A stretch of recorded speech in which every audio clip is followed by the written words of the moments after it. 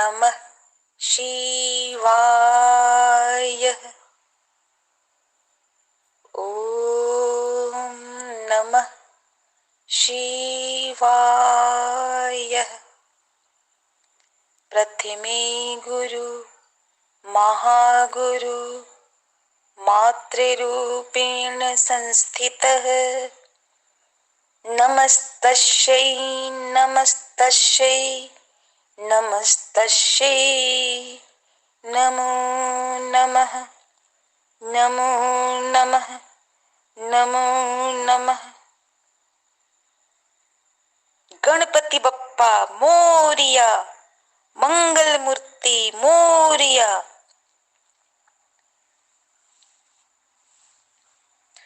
मानव मात्र एक समान, नर और नारी एक समान, नर और नारी एक समान। यह नारा तो बहुत पुराना है। यहाँ पर पुराना शब्द का अर्थ बहुत पहले का है। कुछ खास बातें, कुछ खास चीजें बहुत पहले हमारे बड़ों को बहुत अच्छी लगी, जीवन में जीवनदायिनी लगी, तो उन्होंने उसे अपने जीवन में हमेशा के लिए अपना लिया। जैसे उन्हें गेहूं बहुत अच्छा लगा, गेहूं से रोटी बनी बहुत अच्छी लगी, और गेहूं से बने और भी बहुत से खाद्य पदार्थ उन्हें बहुत अच्छे लगे। तब से लेकर आज तक और आने वाले समय में भी गेहूं की रोटी सभी खा रहे हैं और खाते रहेंगे, क्योंकि हमारे बड़ों ने गेहूं की उपयोगिता को मानव शरीर की जरूरत के लिए समझा। गेहूं तो एक उदाहरण है मानव शरीर के जिंदगी को बचाने के लिए। आगे सभी भारतवासी, सभी विश्ववासी इस बात को बहुत ही ध्यान से समझिएगा, समझने की कोशिश करिएगा, क्योंकि बात बहुत ही गंभीर है, गहरी है।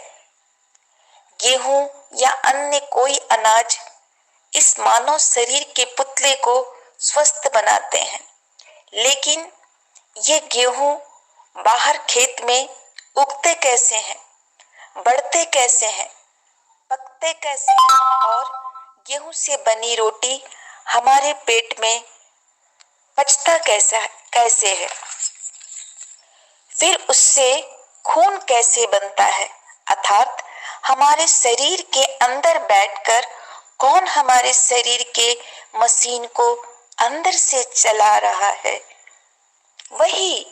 वही सुप्रीम पावर जो विराट रूप में बाहर खेत में गेहूं से लेकर पूरी सृष्टि को दिन रात चला रहा है, और वही सुप्रीम पावर जो छोटे रूप में, सूक्ष्म रूप से पूरे संसार के सभी मानव शरीर को चला रहा है, मानव शरीर के अंदर के मशीन को और बाहर के शरीर को भी।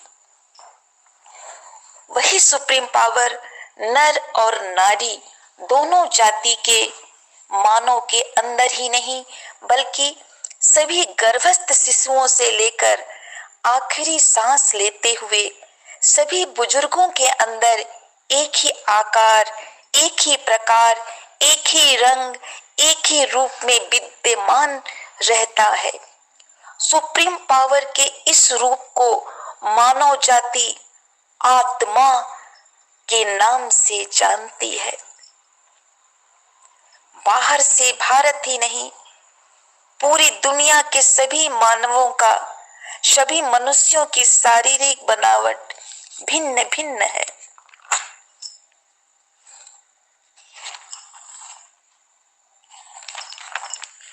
जैसे कोई गोरा, कोई काला, कोई लंबा, कोई छोटा, कोई मोटा, कोई पतला, कोई बच्चा, कोई युवा, कोई बूढ़ा। इस प्रकार से हमने देखा हम सभी मनुष्यों की बाहरी शारीरिक बनावट भिन्न भिन्न है, परंतु अंदर सभी मनुष्यों के आंतरिक सूक्ष्म शरीर के अंदर विद्यमान आत्मा एक जैसी है। बाहर से सब है अनेक, किंतु अंदर से सब एक है।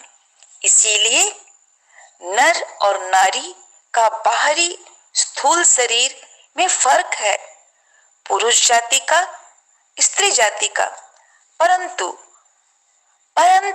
अंदर से नर और नारी एक समान, क्योंकि नर के अंदर सुप्रीम पावर आत्मा के रूप में जिस प्रकार से विद्यमान रहते हैं, ठीक वैसे ही नारी के अंदर भी सुप्रीम पावर उसी प्रकार से विद्यमान रहते हैं।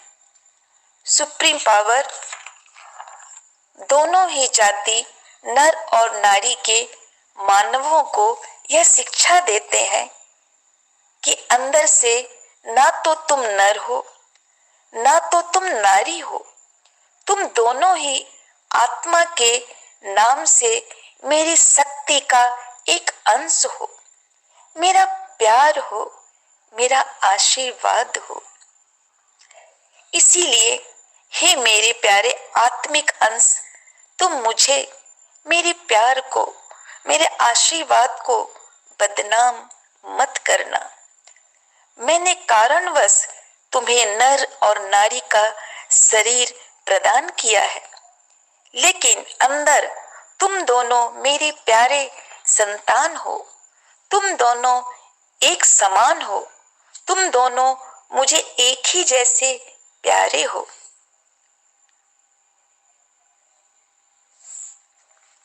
तुम दोनों किसी भी कारणवश दुखी होते हो तो मुझे बहुत कष्ट होता है, बहुत दुख होता है। इसीलिए हे नर जाति के मानव, तुम हमेशा ध्यान रखो कि होश संभालने से लेकर अंतिम सांस तक तुम्हारे द्वारा शारीरिक, मानसिक और हार्दिक किसी भी प्रकार से कोई भी कष्ट, अपमान नारी जाति को ना पहुंचे। ठीक उसी प्रकार हे नारी जाति की मानव, तुम भी हमेशा इस बात का ध्यान रखना कि तुम्हारे किसी भी कर्म से शारीरिक, मानसिक और हार्दिक किसी भी प्रकार से नर जाति के किसी भी मानव को कोई कष्ट ना पहुंचे।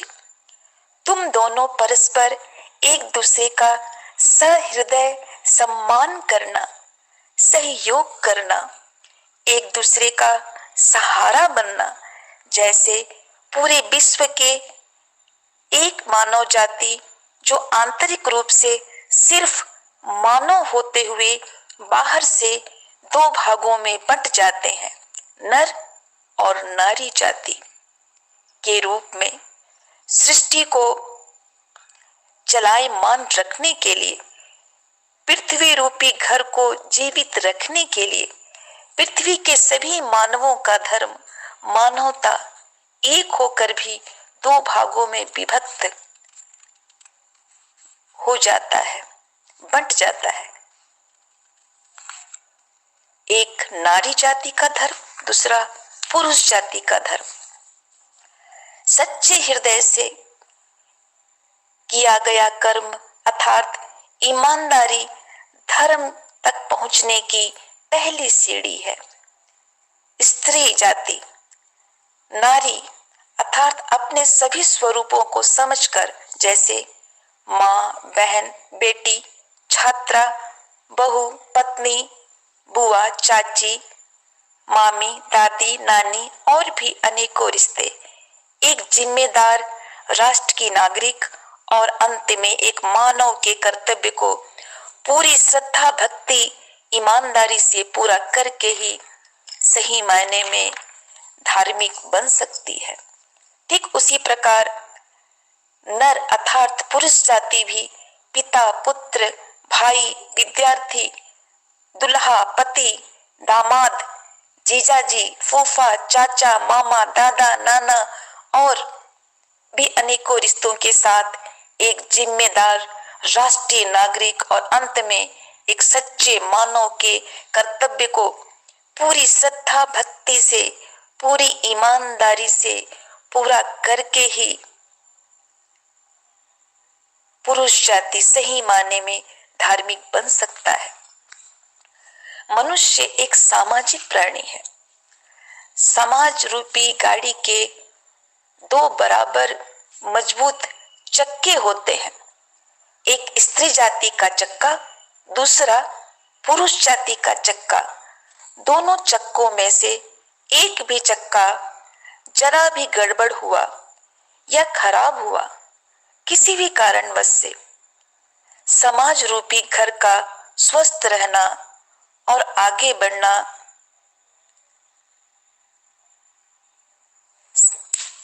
सब रुक जाएगा। समाज अस्वस्थ होकर अस्त व्यस्त हो जाएगा।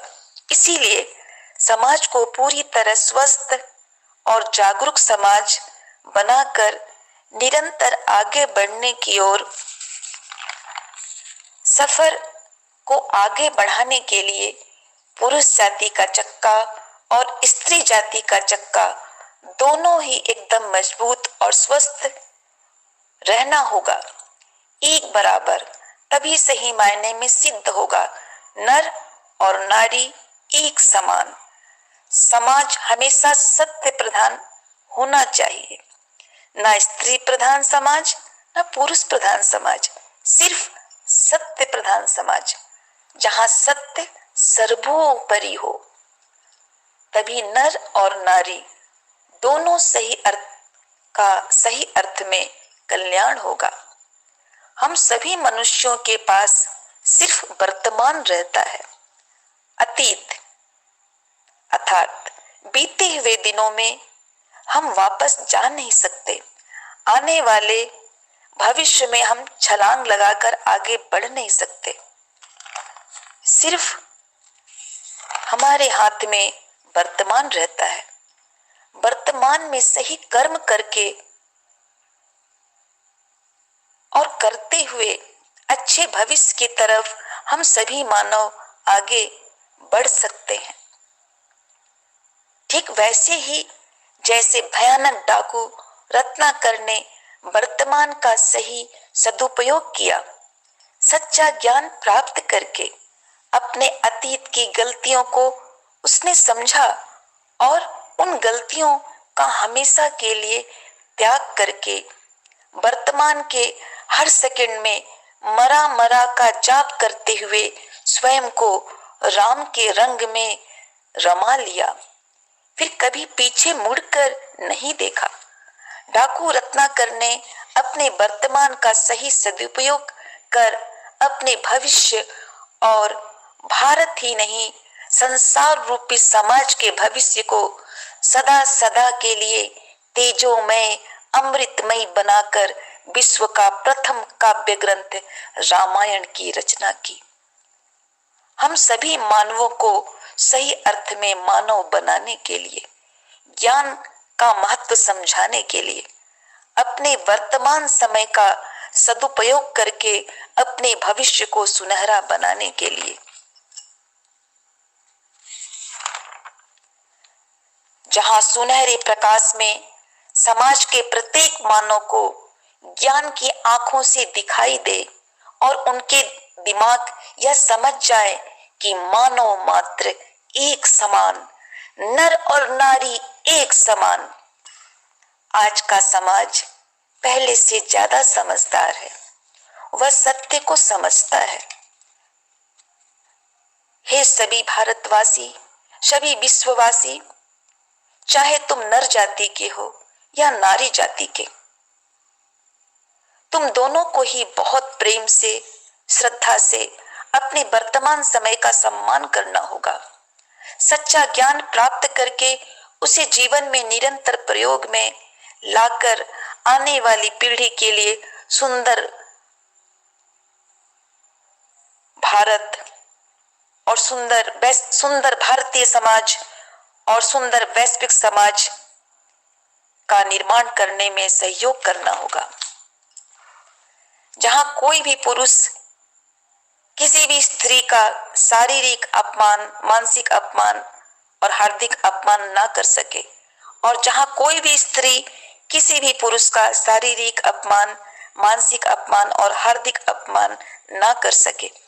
दोनों ही परस्पर एक दूसरे के सहायक बने, एक दूसरे के आत्मसम्मान की रक्षा करें, क्योंकि बिना आत्मसम्मान के मनुष्य का जीवित रहना जिंदा लाश के समान है। आत्मसम्मान का ज्ञान हमारा प्रथम ग्रंथ रामायण से मिलता है। रामायण देव भाषा, विश्व की प्रथम भाषा संस्कृत में लिखी गई थी। अतीत में और वर्तमान से पहले 1500-1600 ईस्वी में हमारे समाज में जनसाधारण संस्कृत भाषा को अच्छी तरह से समझ नहीं पाते थे, और अब भी काफी लोग इसे अच्छी तरह समझ नहीं पाते हैं। इसलिए समाज के आत्म कल्याण के लिए हर मनुष्य अर्थात नर और नारी प्रत्येक के आत्म कल्याण के लिए आदरणीय पूजनीय श्री गोस्वामी तुलसीदास जी ने बहुत ही सरल अवधी भाषा में रामचरितमानस की रचना की। आत्म कल्याण अर्थात आत्मज्ञान, आध्यात्मिक ज्ञान, बिना आध्यात्मिक ज्ञान के हम सुप्रीम पावर के छोटे स्वरूप आत्मा को कैसे समझ सकते हैं। हमारे आत्म कल्याण के लिए वही मार्ग दिखा सकता है जो स्वयं आत्म तत्व में डूब चुका हो, जो सुप्रीम पावर के मोहब्बत के सागर में, प्रेम के सागर में सरोवर हो चुका हो, मोहब्बत के सागर में डूबकर जो निहाल हो चुका है। यही निहालता श्री पूजनीय आदरणीय श्री गोस्वामी तुलसीदास जी के हृदय से छलक छलक कर अमृतमय सुनहरी बूंदें प्रकाश बनकर अक्षरों का रूप लेकर रामचरितमानस में मानव जाति के आत्म कल्याण का आधार बनकर, मानसिक गंगा की धार बनकर, नर और जाति का उद्धार बनकर अमर स्रोत बन गई। अमृतमयी रामचरितमानस ग्रंथ की नींव बनी नारी जाति माता सीता, गुरु माता रत्नावली। रामचरितमानस समर्पित की गई आद्य शक्ति जगदम्बा मां पार्वती को, जो नारी जाति ही है। जहां सुरसा नाम की देव माता को श्री हनुमान जी के बल की परीक्षा लेने के लिए जासूस और जज दोनों ही बनाया गया, जो नारी ही थी। त्रिजटा नाम की राक्षसी जो हृदय से प्रभु राम की भक्ति करती थी, वो नारी ही थी। रानी मंदोदरी का वह तेजोमय रूप जो गलती से,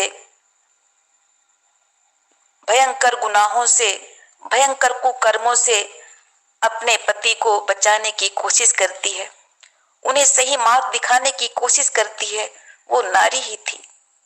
और सबसे बढ़कर माता कौशल्या के अपार स्नेह, बलिदान, माता सुमित्रा का त्याग और माता कैकेयी का पश्चाताप, सब नारी ही थी। माता सबरी के प्रेम का वो प्रसाद, वो नारी ही थी। और अंत में रामायण और रामचरितमानस की नींव, आरंभ माता सीता और अंत भी माता सीता ही थी, जो नारी थी। रामचरितमानस में आरंभ से अंत तक नारी के सम्मान की रक्षा की ही बात है। और याद रहे, आत्मसम्मान की रक्षा।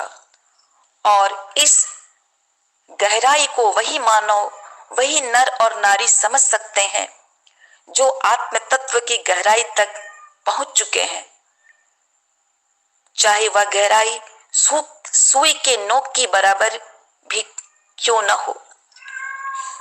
रामचरितमानस का अपमान बंद करो ही प्यारे मानव, हे प्यारे भारतवासी। ढोल गंवार शूद्र पशु नारी, इस दोहे पर विवाद बंद करो।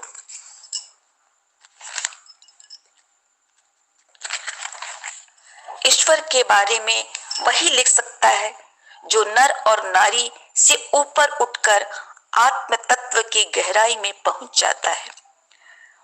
वहां सुप्रीम पावर के तेजो में प्रकाश में साफ साफ जीव को दिखने लगता है कि मानव का असल स्वरूप नर और नारी नहीं, आत्मा है, और आत्मा ना तो नारी है ना तो नर है। रामचरितमानस में सत्य चर्चा है, जहां सबके आत्मकल्याण की बात है, फिर उसमें नर और नारी कहां से आए? नर और नारी दोनों को ही सुधरना है। डाकू रत्नाकर से महर्षि वाल्मीकि की ओर कदम बढ़ाना है। हम सभी वर्तमान समय में 2023 में अपनी अपनी गलतियों को सुधार कर अपना अपना आत्मकल्याण करके समाज को मजबूत करने में अपना सच्चा योगदान देंगे। मानसिक रूप से परेशान होने पर हम सभी से कभी न कभी कोई न कोई भूल हो ही जाती है। श्री गोस्वामी तुलसीदास जी भी अपने समय में बनारस के कुछ दुष्ट लोगों से बहुत आहत थे मानसिक रूप से। हो सकता है कि वो लिखना चाहते हो नर नारी, या और भी कुछ लिखना चाहते हो, या फिर लिखना चाहते हो चारी।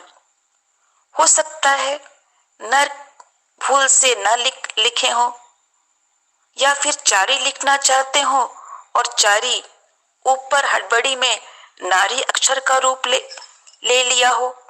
और ये भी हो सकता है कि चारी ही लिखे हो, च अक्षर का ऊपरी भाग किसी तरह मिट गया हो और मिटकर यह अक्षर ने न अक्षर का रूप ले लिया हो और कई वर्षों से छपते छपते ऐसे ही छपता चला आ रहा हो।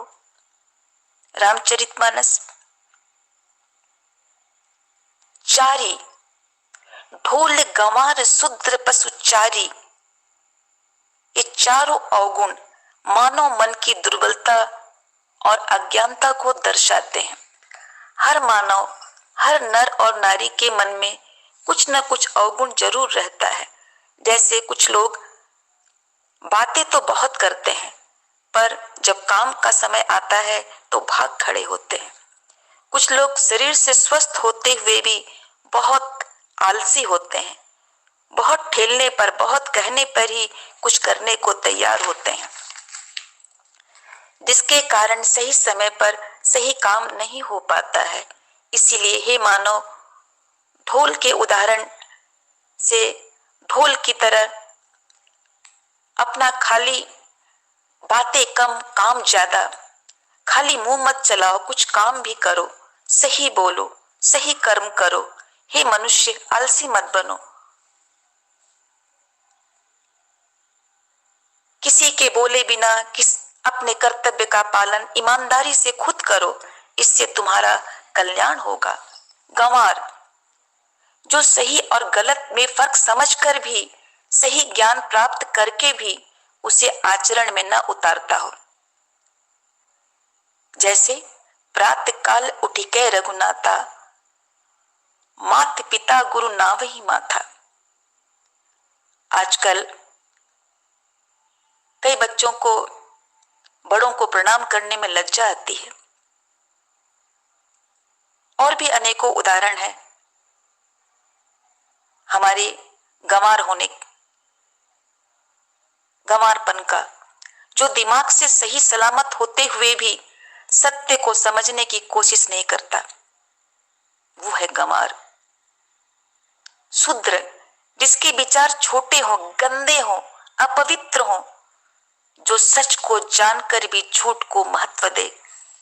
जैसे नर और नारी सब एक है यह जानने के बावजूद भी पुरुष स्त्री जाति को छोटा समझे या फिर स्त्री जाति पुरुष जाति को छोटा समझे, मानव मात्र एक समान होने के बाद यह जानने के बाद भी मानव समाज में जाति भेद रखे, समाज को जातिवाद में बांटकर अपने शूद्र विचार से समाज में शूद्रता, समाज में गलत विचार फैलाकर समाज की उन्नति में बाधक बने। नर और नारी एक समान, दोनों के अंदर ईश्वर एक समान, फिर नर और नारी के आत्मिक रूप का सम्मान न करते हुए सिर्फ उनके शरीर पर गंदी नजर रख शूद्र विचारों का परिचय देना, यह शूद्रता है।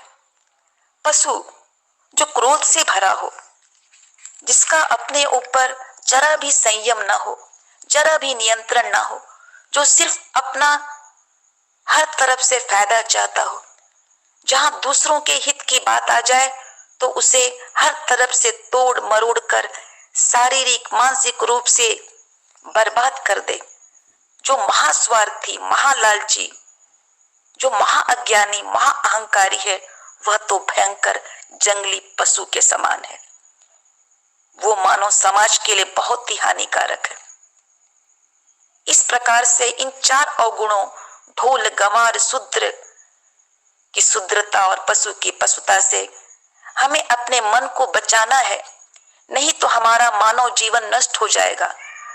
प्रत्येक नर और नारी कहीं न कहीं इन अवगुणों से ग्रसित रहते हैं, इसीलिए प्रत्येक नर और नारी को अपना अपना आत्मनिरीक्षण कर अपने अपने मानसिक उन्नति को मजबूत करना है। अपने मन रूपी बच्चे को, चांद रूपी मन को प्यार से सुप्रीम पावर की भक्ति में लगाकर अपने चांद रूपी मन को उसकी गलती का एहसास कराकर उसे सच का आईना दिखाकर अपने अपने जीव के मन को सच का दर्शन कराना है कि हे चांद रूपी मन, तू अहंकार मत कर, तेरा अपना प्रकाश नहीं है, तू सूरज रूपी सुप्रीम पावर आत्मा के प्रकाश से चार्ज होकर प्रकाशित हो रहा है। तभी प्रत्येक नर और नारी अपने अपने मन की गलती को सुधार कर उसके साथ आत्म तत्व की ओर आगे बढ़ेंगे, अपने आत्म कल्याण की ओर। क्योंकि आदरणीय पूजनीय श्री गोस्वामी तुलसीदास जी जानते हैं कि प्रभु उन्हीं जीवों को हृदय से लगाते हैं जो मन का निर्मल हो। निर्मल मन जन सो मोहि भावा, मोहि कपट छल छिद्र न भावा।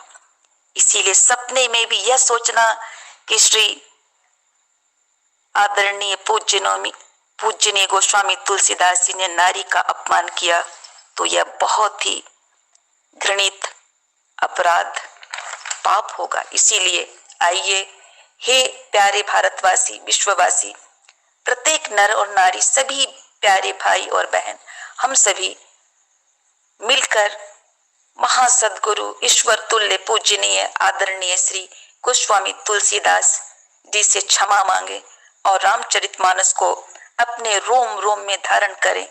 तभी मिलेगा बाबा भोलेनाथ का आशीर्वाद, तभी सफल होगी सबकी कांवड़ यात्रा, तभी सफल होगा श्रावण का सोमवार।